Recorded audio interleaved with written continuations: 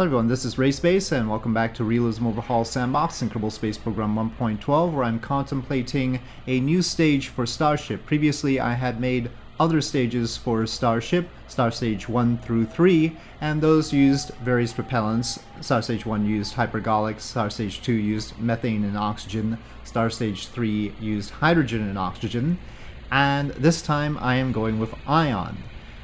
In this case, I am not using Pekka's plugin, but instead the KSP Interstellar plugin for the ion engine, because it's also calculating the stats of the ion engine as this Interstellar Electric Engine plugin. And so we are going to use that, and we're going to see if this contraption can deliver a payload to the moon. So it's just this part, actually. This is the payload. So it's just that bit. And it's just procedural tanks right now. I will formalize it after it turns out that it works. So we have here a 50-ton payload, and we are using an ion engine that uses Krypton gas. Why Krypton? Well, that's because SpaceX is already using Krypton on their Starlink satellites, and it's more efficient than Xenon, which is sort of the default that everybody uses in Kerbal Space Program for ion engines. It's more efficient than that, but lower thrust. It's also cheaper, so that's good, and we won't deplete the entire world's supply of it at one go. That's also important. So we are using the Krypton gas because of that. The efficiency that this gets with the Krypton is probably much more than Starlink gets. So Starlink I would expect to see within the 2,000 to 3,000 second range. This is more ideal. I don't know how to tone that down right now, so we're just going to run with it. But keep in mind that this is probably too much, but on the other hand, this is too much as well. In other words, our delta V that we're getting, normally I'm just trying to get 50 tons to the moon here, and on one Starship launch. But we gotta test this out first, and then Starship will bring into the picture a little bit later. For reasons that I'll show right at the end of the video.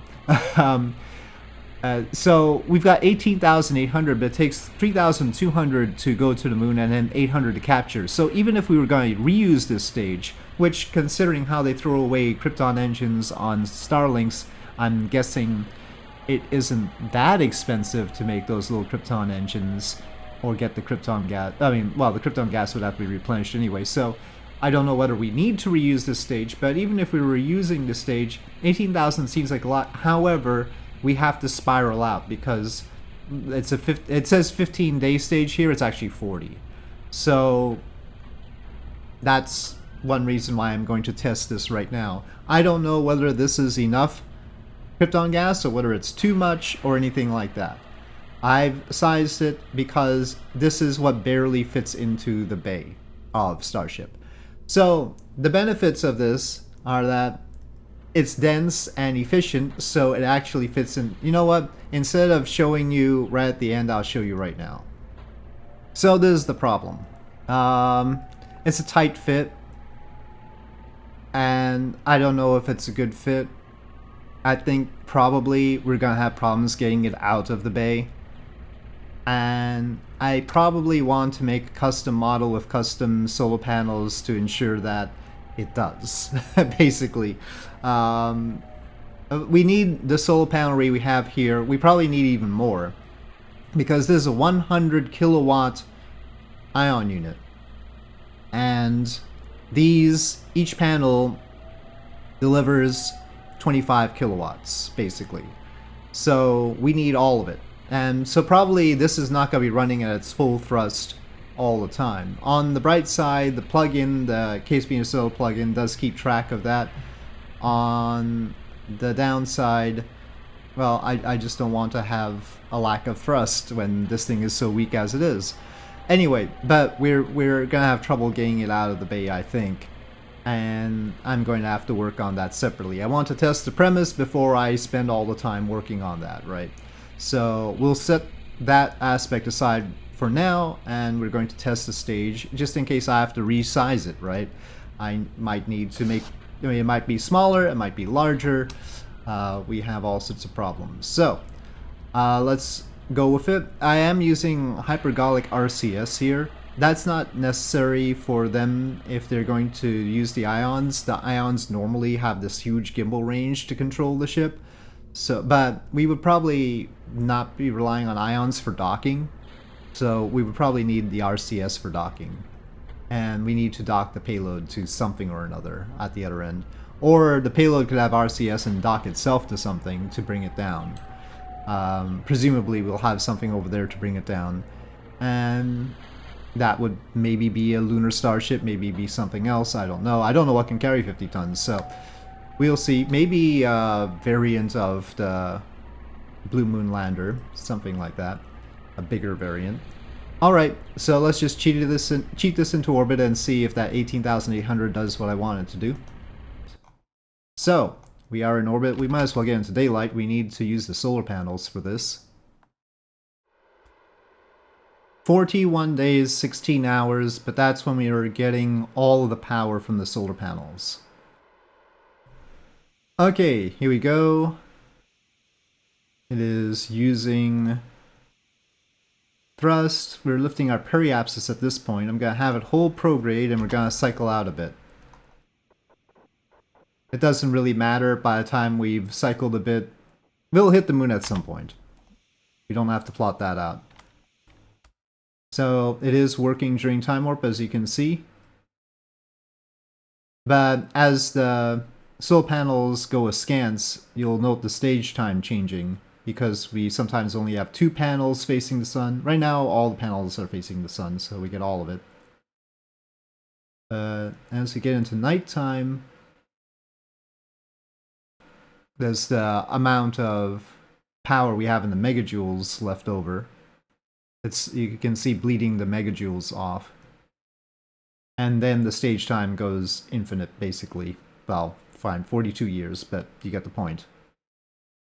It's actually taking the electric charge, no, I think that might just be the core that's doing that. And then back in daylight, we're back again, and we continue to lift our orbit. But we're gonna have to do this much faster, because it's taking a while. So this would only be for cargoes that we don't need to get there really quickly, of course. Definitely not crew. Maybe like 20 meters per second each orbit. Still a itsy bitsy orbit, but actually delta V wise we've used a chunk. Okay, now we're getting wider and wider. It's been 25 days. Now that really depends on whether their Krypton thrusters actually can provide this amount or anything. This amount of thrust. I can't tell that.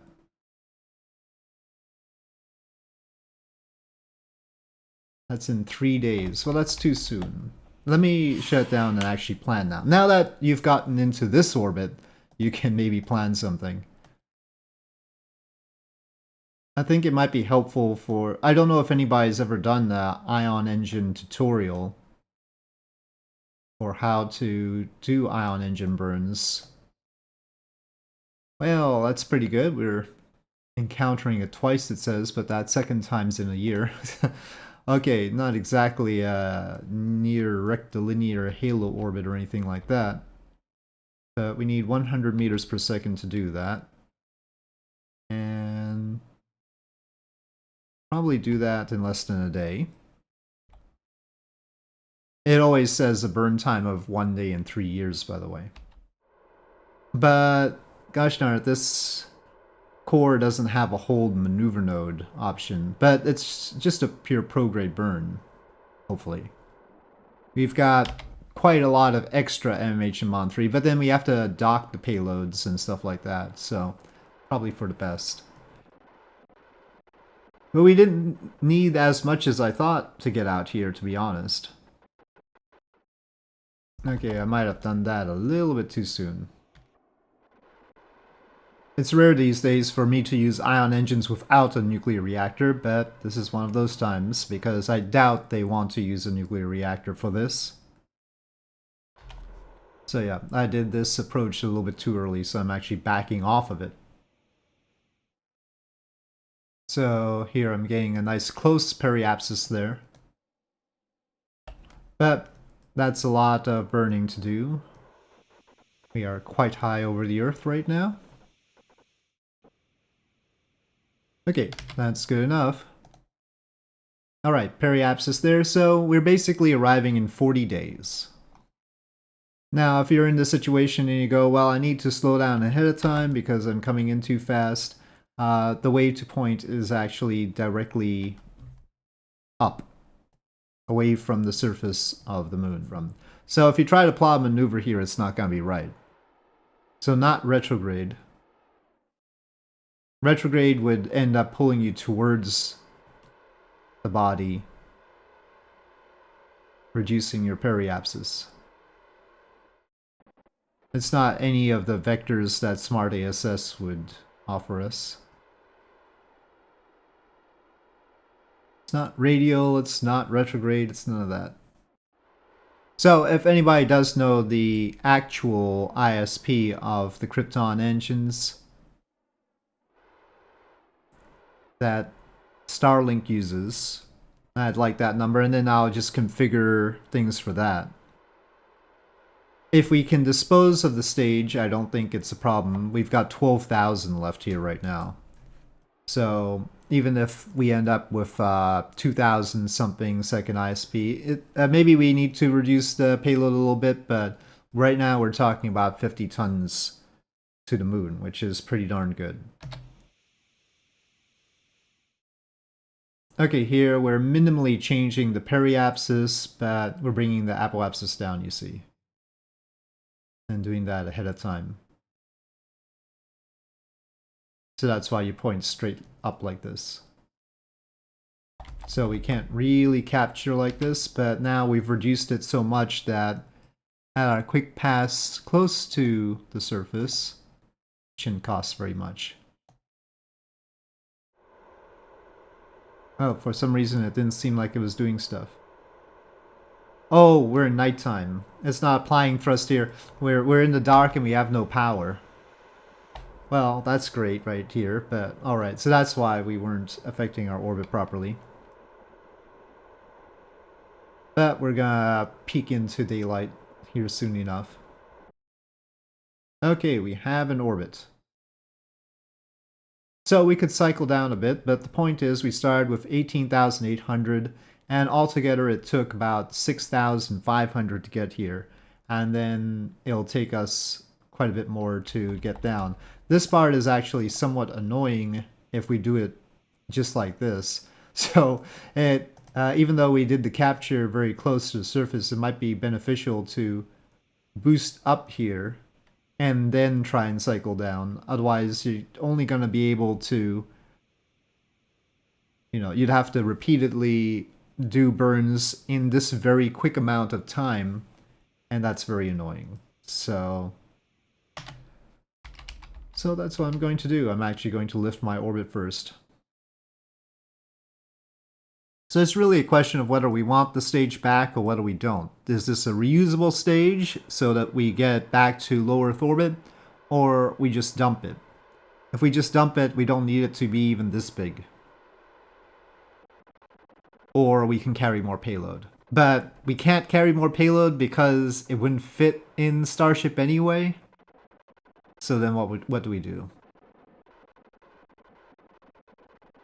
Well, more reason for the 12-meter Starship, right? So this, once again, this is a fairly dense situation because of the efficiency of the fuel. So once again, we have a case for the 12-meter Starship, don't we? Forget all the stuff I said in the previous video. Let's just get cargo capacity. And then we're going to go to start at periapsis on the retroburn. I don't know if this will work out quite as well as I would like, but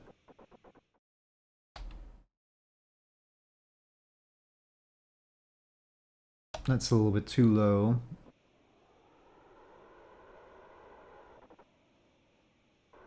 Let me see if I throttle down and go around how that works.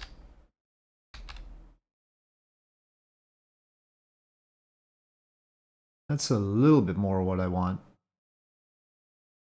Yep. So, throttling down helped here. Because we're going faster at periapsis, ultimately it sort of circularizes, but we have to keep an eye on it.